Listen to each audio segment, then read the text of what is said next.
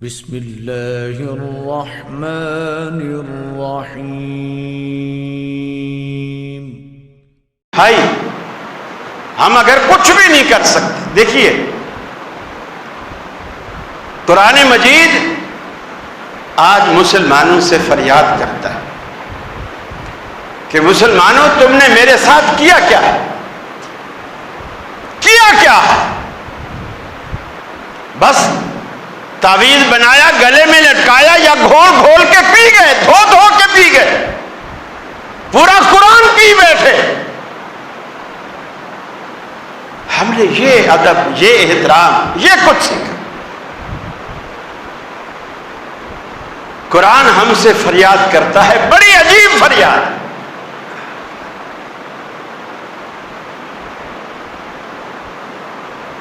فرمایا جب قول و قسم لینے کے لیے تکرار کی نوبت آتی ہے،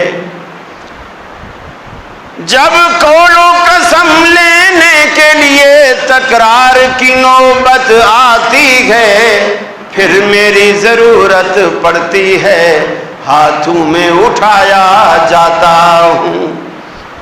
جزدان حریر و ریشم کے اور پھول ستارے چاندی کے، پھر عطر کی بارش ہوتی ہے، خوشبو میں بسایا جاتا ہوں۔ کس گھر میں میرا ذکر نہیں، کس بزم میں میری دھوم نہیں، پھر بھی میں اکیلا رہتا ہوں، مجھ سا بھی کوئی مظلوم نہیں۔ یہ مجھ سے عقیدت کے دعوے، قانون پہ راضی غیروں کے، یہ مجھ سے عقیدت کے دعوے، قانون پہ راضی غیروں کے، یوں بھی مجھے رسوا کرتے ہیں، ایسے بھی ستایا جاتا ہوں۔ تعویذ بنایا جاتا ہوں، دھو دھو کے پلایا جاتا ہوں۔ میرے بھائی اس دلدل سے، اس جہالت سے باہر آئیے۔ اللہ کے حبیب فرماتے ہیں اقرأوا القرآن فَإِنَّهُ يَأْتِي يَوْمَ الْقِيَامَةِ شَفِيعًا لِأَصْحَابِهِ۔ اے میری امت کے لوگوں، قرآن کو پڑھا کرو، قرآن سے محبت کیا کرو، اس لیے کہ قیامت کے دن یہ تمہارا سفارشی بن کر اللہ کی دربار میں آئے گا۔ اللہ کے رسول نے فرمایا سورہ ملک جو 30 آیات پر مشتمل ہے، روز آخرت ایک بندہ جو روزانہ دنیا میں اس کی تلاوت کیا کرتا تھا، دوزخ میں جانے کا فیصلہ ہو چکا ہوگا۔ یہ صورت آئے گی، اللہ رب العالمین سے جھگڑا کرے گی، مناظرہ کرے گی اور کہے گی الہ العالمین، یہ بندہ روزانہ میری تلاوت کیا کرتا تھا، میری تلاوت کرنے والا آج دوزخ میں جا رہا ہے، یا تو اسے دوزخ کی بجائے جنت میں واپس کر، یا مجھے اپنے قرآن سے نکال دے۔ اللہ کے حبیب فرماتے ہیں اللہ اس صورت کی لاج رکھے گا اور اس بندے کو بخش دے گا، اس بندے کو بخش دے گا۔ اللہ کے حبیب نے فرمایا من احبا، جو بندہ یہ محبوب رکھتا ہے، اس بات کو پسند کرتا ہے، ان یکلم ربہ، وہ اپنے رب سے کلام کرے، اپنے رب سے باتیں کرے، فلیقرأ القرآن، اسے چاہیے کہ وہ قرآن کو پڑھے۔ فلیقرأ القرآن، اسے چاہیے کہ وہ قرآن پڑھے۔ اگر وہ یہ پسند کرتا ہے کہ میں اپنے رب سے باتیں کروں، قرآن رب سے باتیں کرنے کا نام ہے۔ ہم نے قرآن کی عظمت کو سمجھا ہی نہیں، ہم نے قرآن کی عظمت کو سمجھا ہی نہیں۔ میرے بھائی، حکومتیں، ممالک احتجاج کریں، وہ احتجاج اس طرح نہیں کہ اپنی گلیاں بند کر لی، 2 جھنڈے لگا لیے کیمپ لگا کے بیٹھ گئے، 2-4 بسیں جلا دی، 2-4 گاڑیاں یہ احتجاج نہیں، اسلام اسے پسند نہیں کرتا۔ حکومتی سطح پر اپنا سفیر وہاں سے واپس بلائے، ان کے سفیر کو یہاں سے نکالے، پھر وہاں کی جتنی مصنوعات ہیں اگر وہ ہمارے ملک میں آتی ہیں، گورنمنٹ کی ذمہ داری ہے اس کی لسٹ جاری کرے، اس کی لسٹ جاری کرے کہ وہاں سے کیا کیا ہمارے پاس آتا ہے۔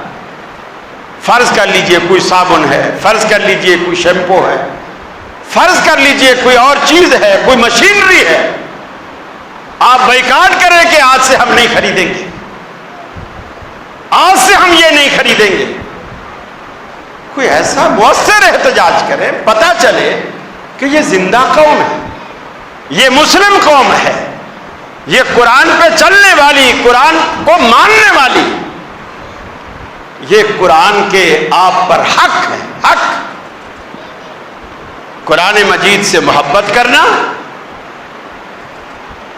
اس کا احترام کرنا، اس کی تلاوت کرنا،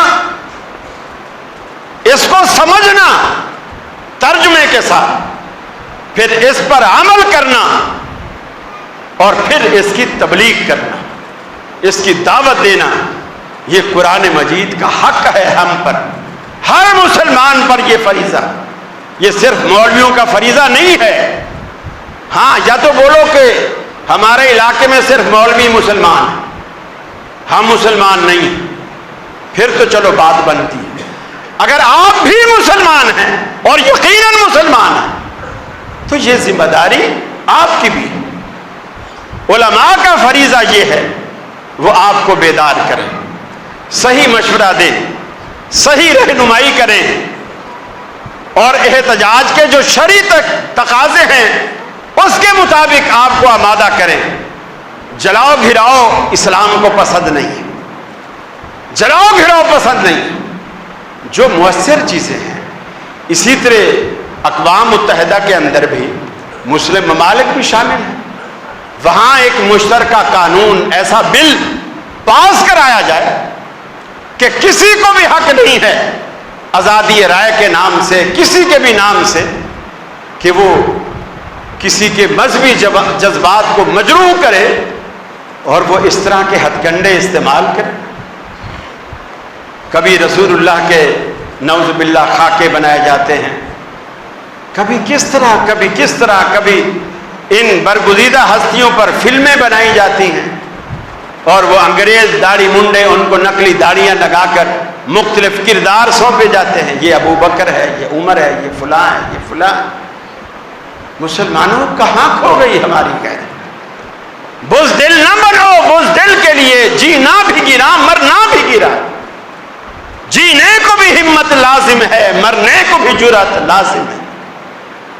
میرے بھائی، مرنے کے لیے بھی جرأت چاہیے، جینے کے لیے بھی جرأت چاہیے۔ ایسے جیے جیسے ابو بکر صدیق جیتے تھے، عمر فاروق جیتے تھے، عثمان غنی رضی اللہ تعالیٰ عنہ جیتے تھے۔ کل ان کا یوم شہادت، کمال، اللہ تعالیٰ نے کیا تقویٰ دیا انہیں، کیا تقویٰ دیا۔ لوگوں نے پانی بند کر دیا اس میٹھے کنویں کا جس کنویں کو حضرت عثمان نے خرید کر، مسلمانوں سے پیسے لیے بغیر خرید کر مسلمانوں کو وقف کیا، اس کنویں کا پانی حضرت عثمان پر بند کر دیا۔ میرے بھائی، اللہ رب العالمین نے بحیثیت مسلم ہماری کچھ ذمہ داریاں رکھی، تو ایک تو سزا دنیا میں اللہ ہمیں دے رہا قرآن کو چھوڑنے کی، فَإِنَّ لَهُ مَعِيشَةً ضَنْكَ، کہ تمہاری معیشت، تمہاری اقتصادی پالیسیاں سب فیل ہو جائیں گی، سب فیل ہو جائیں گی۔ دیکھ لیں قرضہ ملنے کے باوجود مرغی، حالانکہ مولوی مرغیاں کم کھاتے ہیں، خاص کر یہ بلیرل مرغیاں تو ہم کھاتے ہی نہیں، مولوی تو بکرے کھاتے ہیں الحمدللہ۔ لیکن وہ مہنگی ہو بھی جائے ہماری صحت پر کوئی اثر نہیں پڑتا، ہماری صحت پر کوئی اثر نہیں پڑتا۔ اللہ تعالیٰ ہمارے گھر میں حلوے بیچتا ہے، سچی بات ہے، چینی کتنے روپے کلو ہو جائے ہمیں پتہ بھی نہیں ہوتا، اسی لیے ہر مولوی تھوڑا تھوڑا شوگر کا مریض ہوتا ہے، حلوہ مفت ملتا ہے، الحمدللہ کوئی پرواہ نہیں۔ لیکن آپ جب اللہ کے بن جاتے ہیں پھر اللہ تعالیٰ آپ کا ہو جاتا ہے، تو پہلی سزا تو ہمیں مل ہی رہی ہے، اور دوسری سزا کیا ہے؟ فرمایا وَنَحْشُرُهُ يَوْمَ الْقِيَامَةِ أَعْمَى، قیامت کے دن جب یہ لوگ اٹھیں گے جنہوں نے ہمارے قرآن کو دنیا میں پس پشت ڈال دیا، اپنی زندگی سے نکال دیا، اپنے آپ کو قرآن کے قالب میں ڈھالنے کے بجائے انگریزی قالب میں ڈھل گئے۔ فرمایا روز آخرت رب العالمین ان کو اٹھائے گا، وَنَحْشُرُهُ يَوْمَ الْقِيَامَةِ أَعْمَى، آنکھوں کی نعمت سے محروم ہوں گے، اندھے بن کر اٹھائے جائیں گے، سوال کریں گے الہ العالمین لِمَ حَشَرْتَنِي أَعْمَى، تو نے ہمیں نابینا کیوں اٹھایا؟ ہم تو دنیا میں دیکھنے والے تھے، ہماری تو آنکھیں تھیں، لوگ ہماری آنکھوں کی تعریف کیا کرتے تھے، کوئی کہتا ہے اس کی آنکھیں دیکھو جھیل جیسی ہیں، کوئی کہتا کہ اس کی آنکھیں تو نیل گائے جیسی ہیں، کوئی کہتا کہ اس کی آنکھیں تو غزال جیسی ہرن جیسی ہیں، لوگ میری آنکھوں کی تعریف کیا کرتے تھے۔ لِمَ حَشَرْتَنِي أَعْمَى، اللہ تو نے مجھے آج اندھا کر کے کیوں اٹھایا؟ میری تو اتنی خوبصورت آنکھیں تھیں، لوگ مثالیں دے کر بیان کرتے تھے کہ لوگ کراچی کے سمندر کی بات کرتے ہیں، لیکن لوگ تو میری آنکھوں میں ڈوب جایا کرتے تھے، اتنا خوبصورت آنکھیں تھیں میری۔ لِمَ حَشَرْتَنِي أَعْمَى، تو نے مجھے اندھا کر کے کیوں اٹھایا؟ قال كذلك، سنیے رب العالمین کا جواب، اللہ کہے گا میرے بندے قال كذلك قال ربك، قال كذلك اسی طرح اتت کا آیاتنا، تیرے پاس ہماری آیات قرآن کی شکل میں آئی تھی، فنسیتها، تو نے ان کی پرواہ نہ کی، قرآن کو تو نے بھلا دیا۔ وَكَذَلِكَ الْيَوْمَ تُنْسَى، تو دنیا میں ہمارے قرآن کو بھول گیا، آج آخرت میں ہم تمہیں بھلائے دیتے ہیں۔ حالانکہ اللہ بھولنے سے پاک، بھول چوک سے رب العالمین پاک ہے، لیکن پھر بھی رب العالمین نے کہا جس طرح دنیا میں تو نے ہمارے قرآن سے منہ موڑا، آج ہماری رحمت نے تمہیں چھوڑا، تجھے دنیا میں ہمارے قرآن کی کوئی پرواہ نہ تھی، آج آخرت میں ہمیں بھی تیری کوئی پرواہ نہیں۔ اللہ رب العالمین سے دوستی رکھنے کے لیے قرآن کو وسیلہ بنائی، قرآن کو ذریعہ بنائی۔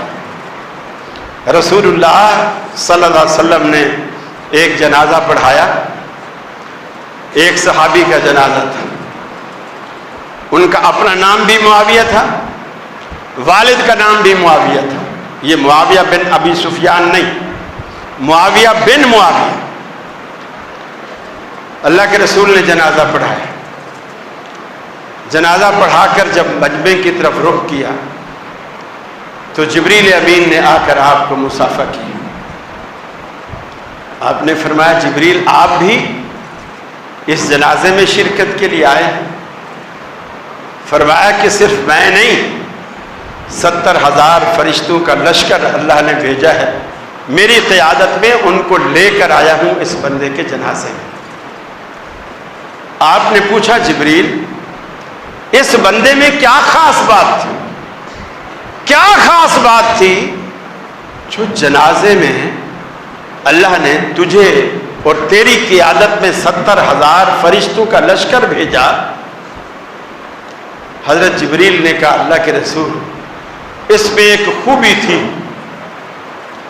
کان یقرأ قل هو اللہ احد ماشیا راکبا قائما او قاعدا، کہ یہ چل رہا ہوتا، بیٹھا ہوتا، کھڑا ہوتا، سواری پر ہوتا، یہ ہر وقت قل هو اللہ احد پڑھتا رہتا تھا، یعنی سورہ اخلاص پڑھتا رہتا تھا، جسے اللہ کے رسول نے ثلث قرآن کہا ہے. ثلث قرآن یہ قرآن کی تہائی ہے.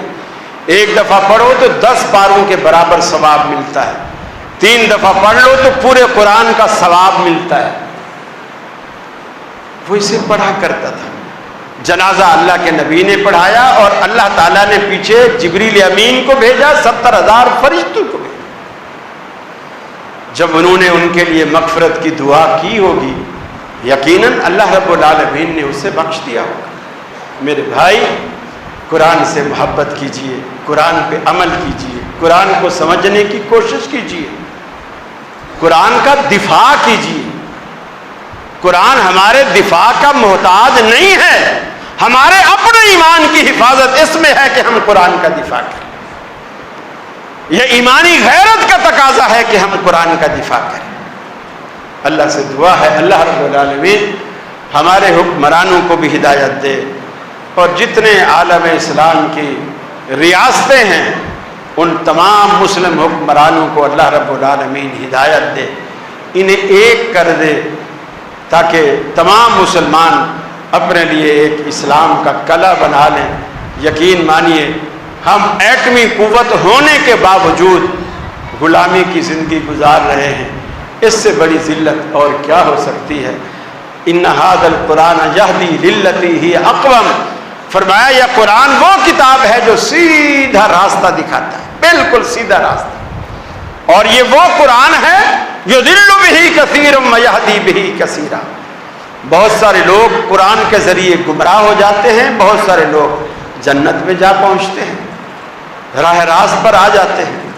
جو قرآن کو سنتا ہے، سمجھتا ہے، عمل کرتا ہے، قرآن ان کو یرفع بہذا الکتاب اقواما، اس قرآن کے ذریعے اللہ تعالیٰ بہت ساری قوموں کو اونچا کرتا ہے اور بہت ساری قوموں کو پست کرتا ہے جو اس قرآن کو چھوڑ دیتی ہے، جیسے ہم نے چھوڑا ہوا ہے. پھر اللہ تعالیٰ ان کو اسی طرح پستیوں میں دھکیل دیتا ہے. اللہ سے دعا ہے اللہ رب العالمین ہمارے دلوں میں قرآن کی، اسلام کی، مسجد کی، رسول کی، صحابہ کی، اہل بیت کی محبت پیدا فرمائے. وآخر دعوانا ان الحمد للہ.